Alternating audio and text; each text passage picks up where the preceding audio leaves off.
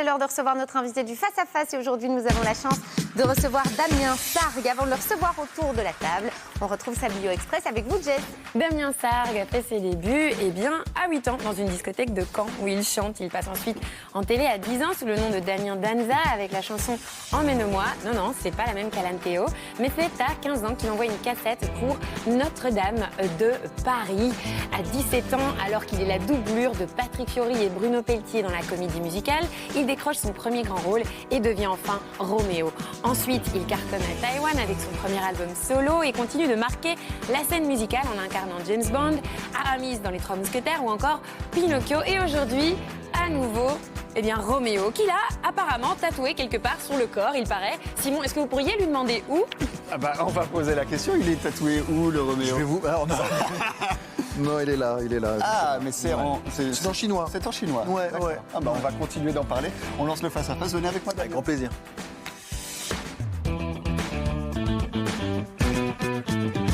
Damien Sargue, vous êtes de retour sur scène avec ce spectacle, les comédies musicales, le best-of. Vous revisitez un petit peu les grands classiques. Il y a Roméo et Juliette, il y a Les Dix Commandements, il y a Mozart, l'opéra rock.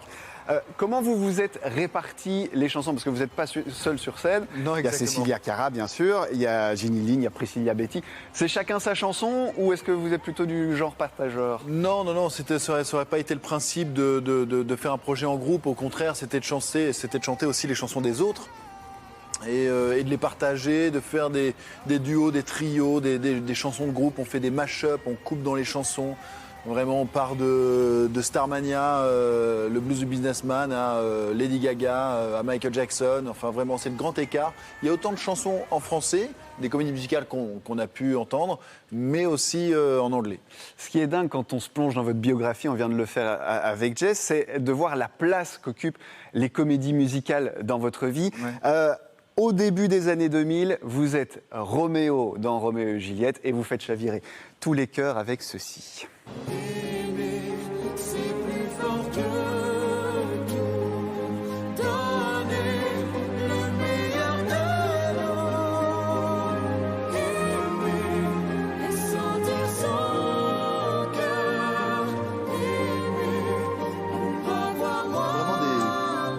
De bébé, quoi.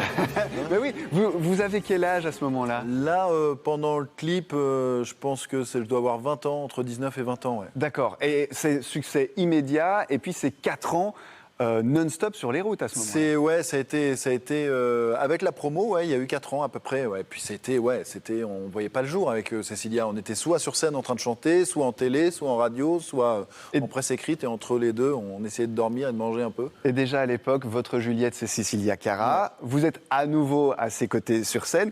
Ouais. Vous vous quittez jamais. On ne se quitte jamais. Et ça ne crée pas de la jalousie, ça, à la maison ? Non, ça va. Non, il n'y a aucun souci là-dessus. On a même refait dernièrement une comédie romantique qu'on a instaurée tous les deux avec notre compagnon Cyril Nicolai, qui est l'auteur-compositeur de plein de chansons aussi. Et non, c'est un bonheur. On se comprend en un regard. Ça fait plus de 25 ans qu'on se connaît. Ah oui. Donc, c'est assez facile. On a reçu une question pour vous de quelqu'un qui s'est aussi fait connaître avec des comédies musicales. Regardez. Salut Damien. Écoute, tout le monde me dit que tu as été révélé par Roméo et Juliette. C'est pas vrai du tout. Moi, je sais très bien que tu as été révélé à maintes et maintes fois par Notre-Dame de Paris. Et ma question, c'est qu'est-ce qui a été l'aventure la plus impressionnante pour toi, Roméo ou Notre-Dame? Je sais que c'est pas une question. C'est la question vache, ça. Roméo question piège. Non, parce que c'est vrai que vous étiez la doublure, notamment de Patrick Fiori. Et de Bruno Pelletier, ouais. Je l'embrasse déjà, mon garou. Hein, gros, c'est tellement un mec d'enfer que j'aime beaucoup. Mais Notre-Dame de Paris, ça a été ma formation. J'ai beaucoup appris en les regardant. Moi, j'étais doublure. Une doublure, c'est quand tu montes sur scène, quand le rôle ne peut pas la personne ne peut pas jouer le rôle, c'est-à-dire soit malade, soit une obligation de travail ailleurs. Et donc, on va dire que ma première vraie tournée, ça a été Notre-Dame de Paris, et je la garde en tête et dans mon cœur. Mais c'était plus important ou moins important pour votre carrière que Roméo, Roméo. c'est évidemment. D'accord, parce qu'il a demandé un choix.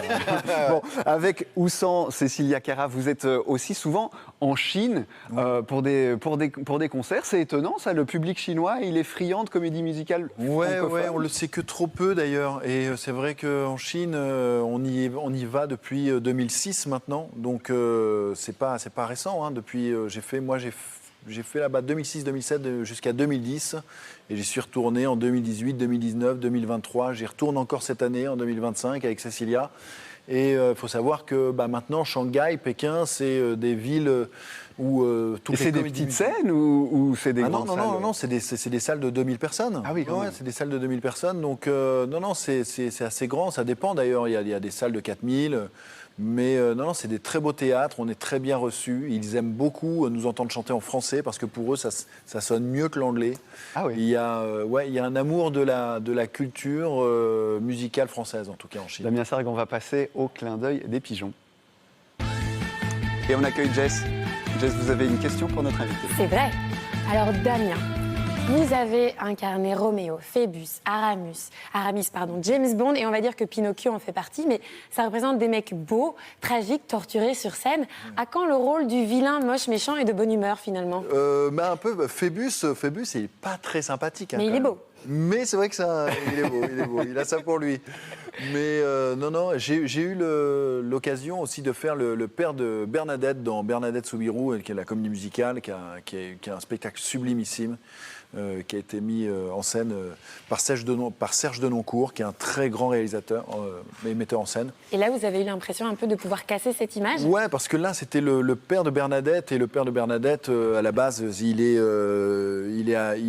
borgne, il est petit, il est trapu, donc je me suis grimé pas mal. J'ai essayé d'être grimé le plus possible, d'ailleurs.